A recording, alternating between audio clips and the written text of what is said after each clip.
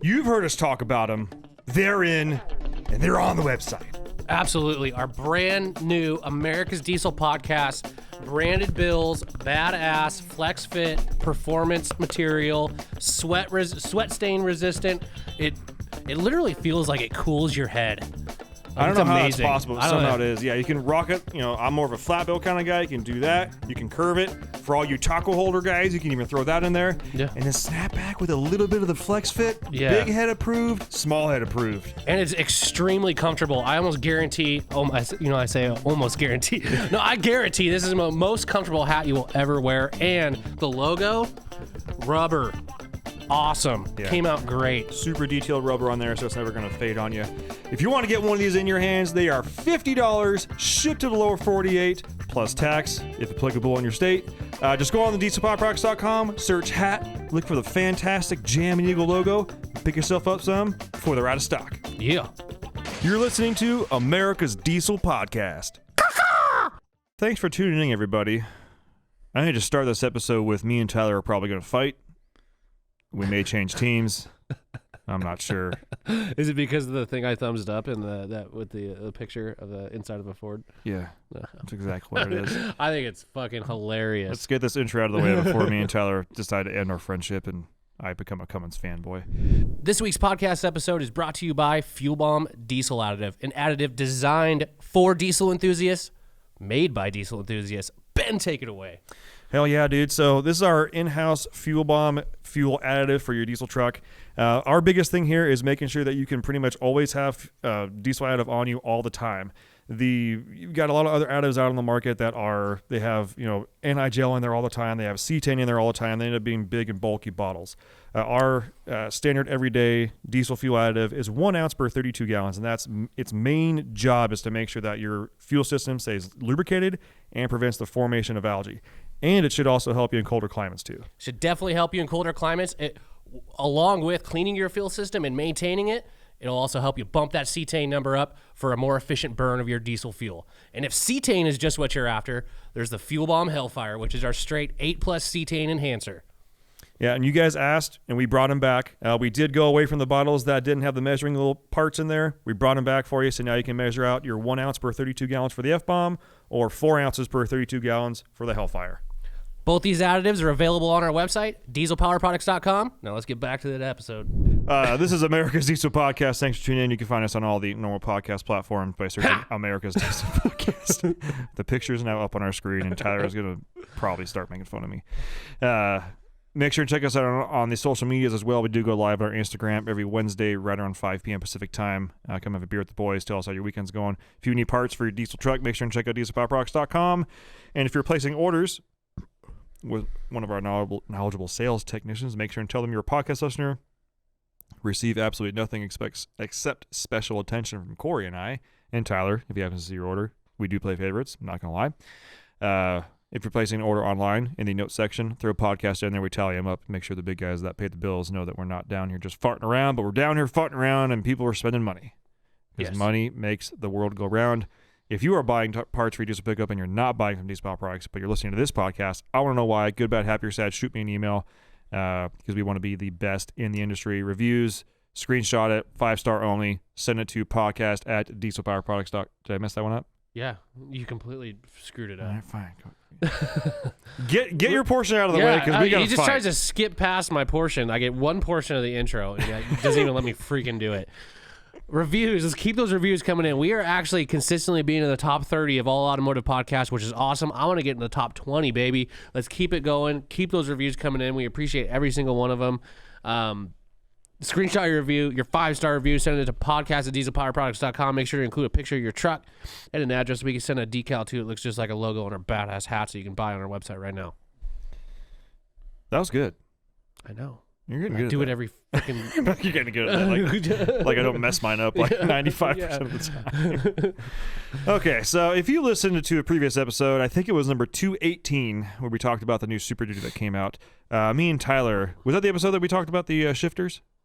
Yeah, it was with the 23 Fords and the 24 GMCs. So the third voice you hear right now, that's Corey. He's one of our sales technicians and also our highly skilled producer here. So there's a good chance you may actually get him on the phone. There's Hi, three. Mom. Yeah, there you go. And if you are wanting to see the images we're talking about, make sure and check us out on YouTube. We know that most people don't listen to podcasts on YouTube. I totally understand that, but if you want to see the images, Corey does spend a good amount of time getting those images on there for you guys to see. Also, make sure and follow our Facebook group. It's America's Diesel Podcast - the group. Lots of good chats going on in there. We're almost at 200 people, which is totally awesome. All right, I'm going to start this off, okay, because... Okay, if this is real, I freaking love it. It's okay? real. That's an iPhone photo. Okay, so hang with me here for a second, okay? I know I got made fun of up and down for wanting a console shifter, okay? Yeah. Someone even commented like, well, just get one of those suction cup dildos and you can hold on to that, okay? And I laughed. I contemplated. I laughed very hard. I laughed. Okay, bear with me here. Look at the usability of that center console right there. For one, you've got your column, you got your center console shifter, right? I would assume it's got buttons on either side for either your tow haul, some other stuff, maybe even exhaust brake, engine brake, maybe right there. Fantastic. Arm placement, right? Padded console that opens. You can rest it right on that shifter, and you can hold on to that big burly boy right there. Just hold on to it, right? Okay. Secondly, okay. When you got that, you got your hands on that bad boy and you throw her down in a D for drive. You put two hands on that thing you and could. put it in D. Yeah, you put that baby in D. Okay, it's in a nice restful situation with your arm, right? See that little slot in between the cup holder and the shifter right there? That's perfect for those giant ass keys that they keep on, like, I swear to God, every year the keys in trucks get bigger and bigger and bigger. They do. And guys' pants, unfortunately, are getting tighter and tighter and tighter. Okay, where are you putting that key? Okay. These are the questions that need to be asked. So, and again, I even mentioned this with my keys that I got. I've got some keys. Right? They open things. You gotta keep them with me, right? I don't like having them in my pocket when I'm driving. I don't know why. I like them out. I like the visual. I like to know where they're at. Okay. To me, I've got the center console thing with the 3 cup holders. Okay. Keys go in one of those cup holders. Now I only have 2 cup holders. What about my phone? Okay. It's a whole other thing. I know Rams are jacked. It's a whole deal. It's a whole deal. I don't want to drag you into it, but here, okay. There's that slot right there. You shove your big ass key. You sit that right there in that little slot, and I guarantee you might have enough room for like an iPhone 8 in there as well. So let me get this straight. So you put your hands on that big old boy, The big old knob, and then the tip of that bad boy. You slip your key right next to it. Yeah. In that whole slot. That slot. Yeah. Okay. Yeah. Okay. And then you still have 2 cup holders, which is plenty for a front and a driver and passenger. You've got a front hole and a back hole. Exactly. And you've got a little storage cubby right there, a nice little wood grain. I'm sure it does that nice little pop and probably has a really cool way to open. It's probably got like wireless, maybe wireless or slides charging or something like that. I'm not sure. But I think that's a great looking center command area. Like you've got all your buttons and switches right there. You've got your shifter with your tow haul. I'm sure if there's not an exhaust brake button on there, I'd be very disappointed because that would be so convenient to have it all right there on that big old knob of a shifter right there. I would hope that they would have put the exhaust brake on there because if there's any one way to try and make this a little bit cooler, it would be to have the exhaust brake controller on there. You can't tell me that's a sexy looking center console right there with the dash and how that's all laid out. Like that's nice. What, Ben? What? It actually looks like there's a phone mount hanging right there. Is that a factory phone mount? Like wireless, like one of those magnet charge? I mean, that would be cool if it is, Deals, but that I guy don't right think there. it is. I can see the mount is like stuck on there. Okay. Like if you look just behind it. Yeah. So, I still just can't get on board with it. I'm not trying to be like just for argumentative purposes, but I can see the way they're trying to go because this is obviously a nicer trim package. I mean, look at the stitching. Oh, it's beautiful. And you can see that there's a nice King Ranch style leather, on the seat right there in the bottom left corner. Oh, by yeah, the that's way, King Ranch for sure. Yeah, we're looking at, if you don't follow them, you should, especially if you're a Ford guy, Illuma Duty on Instagram, which I actually had a conversation with them literally today, like an hour ago. What are the comments on that? I'd like to see. I can probably all I know look is it up. once this came out, I know you're not on the on our Instagram page logged in anymore, but like 7 to 10 people sent this, and we're like, ha, ha, and the first 2 of them I responded just with fuck. One of them was Rob Slater. He was the first one that sent it in. Oh, what did you say? I saw fuck. No other My response. wife would miss her 3 extra cup holders. That's one comment. Column shift is where it should stay. I prefer to have more usable space. What are you putting in there? How many things are you putting in there? I like my 4 cup holders. Who needs 4 cup holders up front? You do. No, You just told me how much you do. what? 1 for keys, 1 for phone. That leaves 1 for you and none for your wife. Yes, but I would rather have a full center console than a middle So you're seat. saying you don't love your wife? I need Sorry, space for Cass, my, no my cup holders 6 for you. shooter and whiskey, floor shifter and 3 pedals. Still better than a knob. Yes. Does it do that fold down thing that the F-150s do? No. That'd be. There's no way that Nobody that one does. likes a freaking console shifter. Why? Because we're men. Who has 4 drinks driving around like going like you have each have an extra drink on tap? Why do you need 4 cup holders? I don't. You literally need 4 cup holders. Listen, I would take an actual like a phone situation, a phone storage area over. I would gladly get rid of one of my cup holders for that. Okay. Gladly, but I don't have that luxury. All right, I only have 3 cup holders and that's it. Listen, I have all sorts of space. If I flip that up and make it a seat, and I just got a big bench seat, and it's awesome. Yeah. I can just throw whatever I want there. I can throw a 2x4 right there. I think that's some brick. fantastic. I love the 40-40-20. 40-40-20. And I like it. I don't care. You know, I think it's cool. I'm not even a center console fan, like a full length, like seat to dash. Like I like actually having the seat in there. But I will say, if you're gonna at least have a console, don't have a shifter in it. Because if you're gonna have the console, you're already like, that's a lot of real estate right there. Not really, though. You still It's have 2 storage. extra You cup have, holders. man, why do you need 4 cup holders? Why? So I got a backup drink for my drink. I got that drink in my cup. Yeah, where are you going? To the grocery store? Why do you have 4 drinks with you? Well, It happens.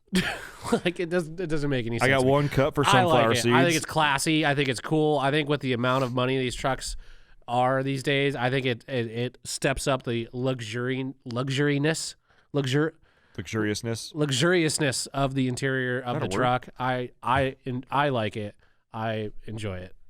Like and again, I do know that it's a high trim package here. So and with how hard Ford was pushing, we are the truck that builds America. This is a work truck. I know they're not going to have the center console shifter in all of them. It's not going to be a standard. I fully understand that. It's probably like you said, that seat right there has got to be a King Ranch because of that color. 100%. And all the stitching on the dash, it's got a leather dash on it. That's a hot truck all day. Yeah. Like if I had the money to buy that truck and it had the center console shifter, I would probably just. And I bet you after a month you'd be like, I kind of like it. No, I bet you. That would be the thing. Every time I got in, like I go to grab it, it's like, hey. No. Oh God. So let me try and find some redeeming factors here. Okay, I'm gonna try and do the best I can. But if there is, so it's a 10-speed transmission and it's got a manual option. Obviously, there's an M there. Yeah. So I would assume it's got a little tap shifty there. Yeah. I will say, as far as tap shifting gears, having a hand down there to tap up and down. Okay. That would, in my mind, yes, that would is better than reaching up and tapping It's even better when it's on the steering wheel. I would agree. Yeah, if they had it on the steering wheel, that'd be pretty rad. But I don't think they're gonna do that. Ram does it. My tradesman does that. Shift on the wheel. Yeah, I have a gear limit and I have up and down on the steering wheel. You serious? Yes. Wow. Like paddle shifters or just buttons? It's like, okay, the center of the steering wheel is here, and there's that leg that comes down. It's like a little tab thing that comes off right there. It's like right in your thumb. Right where your thumb's at. Yeah. That's pretty cool. I've never used it. I'm scared to manually override my 68 RFE. Yeah, if your 68 RFE is working, you just let it be. Yeah, I actually hit gear limit once, and I was like, no, up. Like, how do I cancel? Like, let's not do that. Let's just let it be its crackhead self. Erratically shift like a... I just got this image in my head of we all know, like, when they show, like, the crackhead lady for, like, what are you smoking memes and stuff like that. Yeah. And I just see your transmission down there with that lady just with her crackhead self face down there, but working. Yeah, everything just seems to be working. And she plug in, unplug it, move things around. First. It's like her face, but then in like Men in Black 2 when they go to the mail, and then in the back is a guy sort with like 9,000 legs. Yeah. And he's listening to like Judas Priest or something. Yeah. Smoking. Yeah, smoking. And I imagine that. And then I imagine the second you touch the button, she's like you're in fifth right now. Right. How's first sound? Like, dunk. You fucking serious? Yeah. I'm doing just fine down here. Yeah. You want? Okay, here we go. And just instantly goes. Yeah. And there's my tranny on the side of the highway. Anyways. All right, what do we got next? All right. I don't even know what this episode's about, so sorry, people. I think, does that convert you or what? It definitely does not convert me. Not to the shifter. You know what I'm talking about. To liking chicks? No, liking dudes? You came out of it naturally yesterday. Oh. So Ben shows me he sends me, okay, first of all, if you're in any vicinity of Ben with an iPhone and he attempts to send you an airdrop, be very, very cautious on what you get, okay? You always have to think about it for at least a good 10 seconds. Okay. I love airdropping people shit. Yeah, I'm not kidding you. Ben airdropped me basically his ball sack like 4 months ago. And I was like, oh shit. Like, first of all, I don't even know how to like fully use my phone. So when I get an airdrop from someone, I immediately am suspicious that it's like fraud or like I've been hacked. I had a feeling that you wouldn't know what it was and you just clicked on it anyway. Well, I waited there for a second and I'm like, Ben Little is airdropping you an image. I'm like, huh. Should I click on that? I don't. Okay, screw it. I click on it. And it's just like ball sack. It's like it was. Yeah. So he scarred me from this day on with airdrops. But Ben airdrops me an actual. It was like it was a Facebook Marketplace listing of a truck. It was like a third-gen Ram long bed manual. Mm-hmm. I'm looking at it and I'm like, looking on the outside. I'm like, yeah, it's just got a little dent here, a little thing here, a little thing here. And I'm looking at it. And I'm like, Ben, is that Hemi on the fender? I didn't catch it. He didn't catch it. But anyways, but Ben has been actively looking for a Cummins, third gen specifically, 5.9 manual. Yeah. I'm a little. Quit acting so disappointed in yourself. You know it's a good truck. Yeah, you came out of that silver one just so majestic.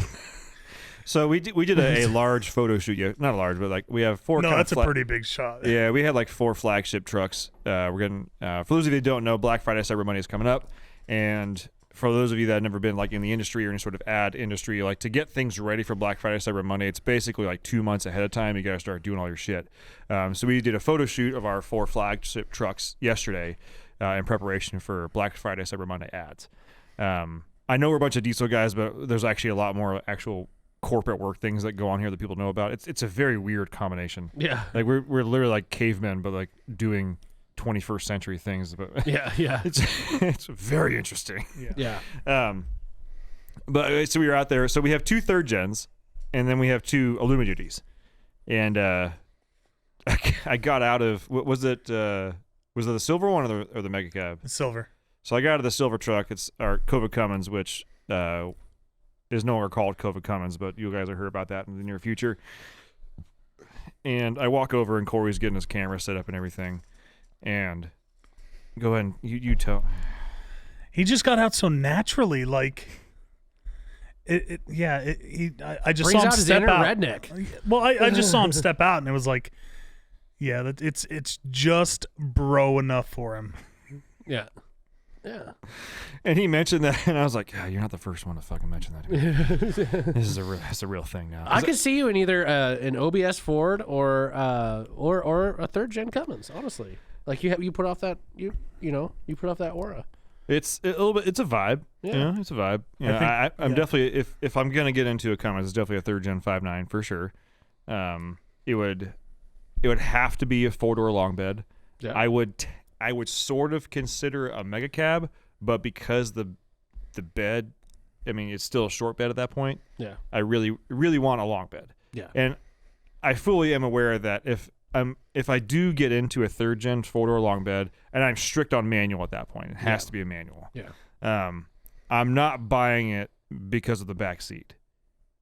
Like I'm getting the 7.3 Super Duty, or I want to get a 7.3 Super Duty because I know the interiors, I know there's enough room in the back, I know my kids will be happy. Well, the back of a Super Duty is way bigger than the back of a third gen crew cab. Totally. Yeah, like it's. Yeah. But I know that I can make it work because at least it's a full 4 doors. Yeah. And I'd be buying it because a 5.9 common rail is just a lot of fun, period. And I'm a little jaded right now because the two 5.9 common rails that I've been like jamming around like for work stuff are both like 700 horsepower plus and compounded and just peppy is there's an absolute fucking handful. Yeah. And I know that I won't have that. Yeah. But I'm like, if I could get, if this is what this is like, I think 550 is great. Yeah. 550 in a manual, it's going to feel like 700. Yeah. And 550 in a 5.9 common rail is, I'm not saying it's super easy, but it ain't hard. Right. Like I can do that in my driveway for sure. Oh, 100%. Very easily. Yeah. So yes, I have been, my search criteria on Facebook Marketplace right now is obviously mostly the 99 to 03 7.3 Super Duties, but I have on occasion, I'd say mostly regularly, also searching for 03 to 07 5.9 common rails. And the pricing on those, they pretty much don't exist under like 15 grand. Yeah. And I would say right now, at the time of this podcast, the 450 still hasn't sold yet. Someone please buy it.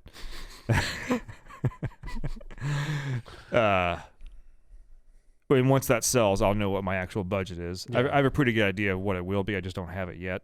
But yeah, the price for entry on a 5.9 common rail is a lot higher than a Super Duty 7.3. It's a better truck, There's better things. I don't know if I'd say a better truck, but yeah. I just see you pulling up to work, blasting Pennywise, getting out, and just like, yeah, that's it. I can tell you this much: if I do for some reason, and I'm not, I know a lot of guys are probably like 7.3. I know my 7.3 boys out there are probably like, no, don't do it. Yeah. And a lot of the pragmatic people are like, dude, it's a great truck. I mean, 5.9 common rail, come on, dude. Like, can't beat it. If you're a 7.3 guy and you don't acknowledge the majesty of a 5.9 common rail, then I don't think you're a real diesel guy. Right. Because like if you've 5.9 common rails are like I'm gonna pinnacle.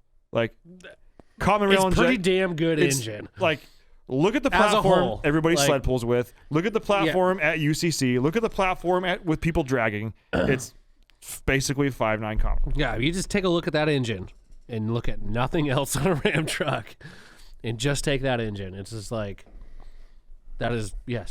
Which also leads me back to a previous episode, Truck Barn or whatever the hell. Truck Wrench. How could you even not even have that on a list I know.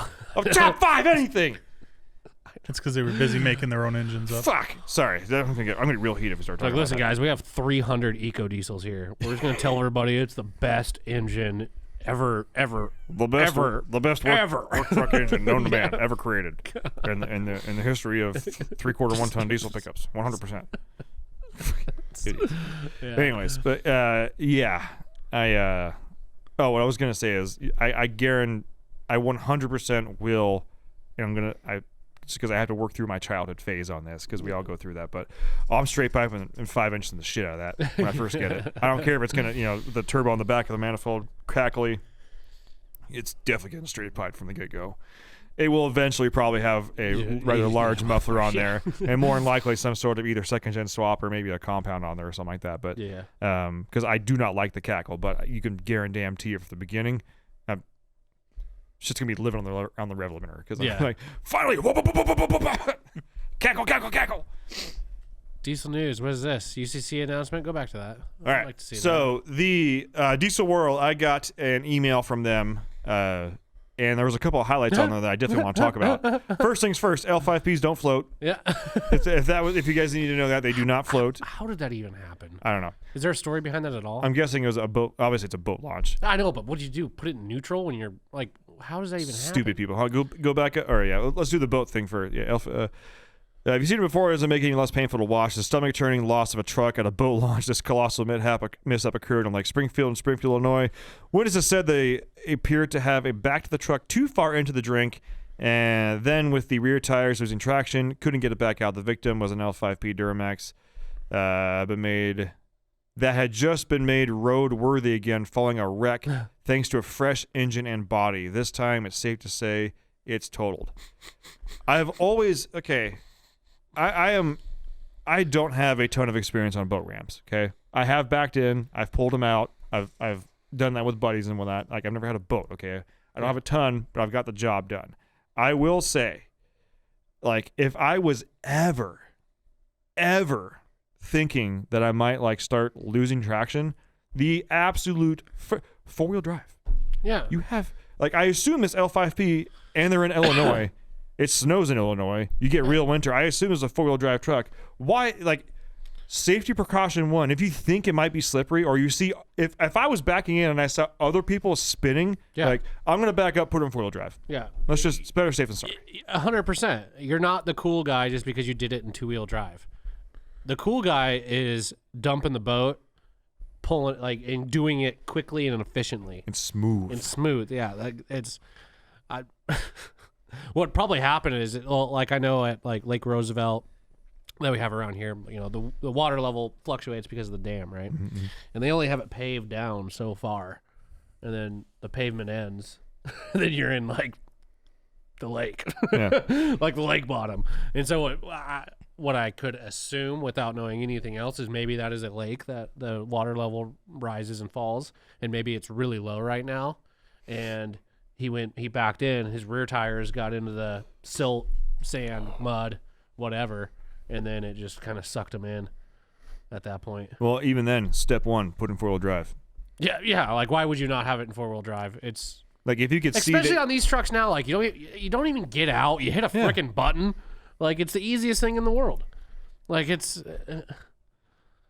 ridiculous. And honestly, poor truck, stupid owner, poor truck. Yeah. So the scroll up, this is the one that I'm the most happy on. So UCC, previously, you could use more than one truck. They have returned back to its roots. It's one truck. You can only use one truck, which I'm very happy about. Because previously it was you could have basically a sled pull truck and then a dyno race truck. Yeah.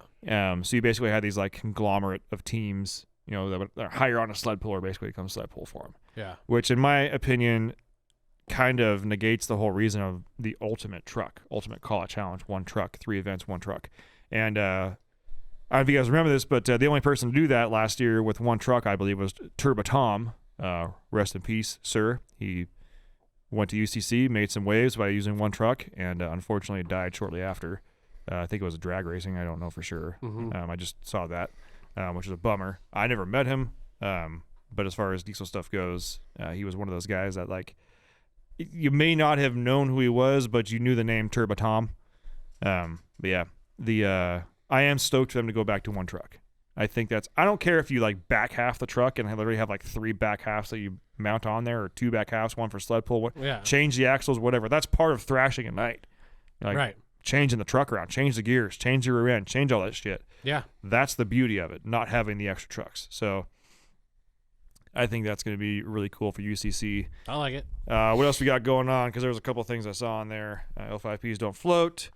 Apparently there is a dyno jet for sale. I don't care about that. Let's see here. GM Duramax's #1 in full-size pickups in Q3. I'm going to guess that is a direct correlation To the LGBT movement. and the fact that it's fall was coming into season. Pumpkin spice lattes. Starbucks sales are up. Yeah. It's sweater weather. We know how much Duramax guys like sweater weather. Yeah. Sweater weather. Yeah. I got sweater weather. Yeah, I'm going to go ahead and just assume that much. I'm fairly certain Ford is going to absolutely just demolish them in the coming months here once the new ones come out. Keep scrolling down. Whoa, is that Photoshop or is that real? The picture. Yeah. Look at the grill on that thing. Jesus. Wow. That is so intimidating. Okay, so we're looking at a grill of a GMC there. Go back to the grill. I do like the size of the grill. I like big grills, but what the hell are those two giant things right next to it? Like between the grill and the headlight. That's part of the grill. Yeah. That's terrible. Just make that headlight. Yeah, I think they could have made that sleeker. Yeah, you could have made that headlight, and it would be... You give me a big-ass grill and a big-ass headlight, this guy's happy. They missed the mark by ever so much. And, of course, the stupid-ass mirrors. Look at me, I'm a Duramax. Actually, I think... It's like if you could somehow twist your arms all the way and give a... Yeah. That's... yeah. Okay, keep rolling down. Emissions. Hino suspends more sales of trucks. Nobody cares. Keep going. Okay. Well, that was in that email, but I think the biggest one that I'm stoked on is the fact that there's no more multi-truck rule in UCC. I like that. That's how it should be. I agree. I feel like the ultimate call-out challenge shouldn't be called the ultimate call-out challenge because they're not really like calling out. Like it's not like a, you know what I mean? Mm-hmm. Like when I say like a call-out, like I'm gonna call you out right here. I'm faster than you. Let's race. Like that's a call-out. Where's the call-out? I agree. Now it's like who's the best? Like in that it's sector. Just the ultimate truck challenge. I get ultimate, that. Yeah. I think the idea of like if it's a call-out challenge where there's like nothing but bets involved, where it's like they probably can't do that. Like, I know. On a competitive, like place your bets. Yeah. Like, I'm sure there's people doing that. 100%. Yeah. 100%. Yeah. But still, I don't know. It's kind of a weird name. It is. I like the event though. It's cool. I'm down. What's this diesel podcast on there?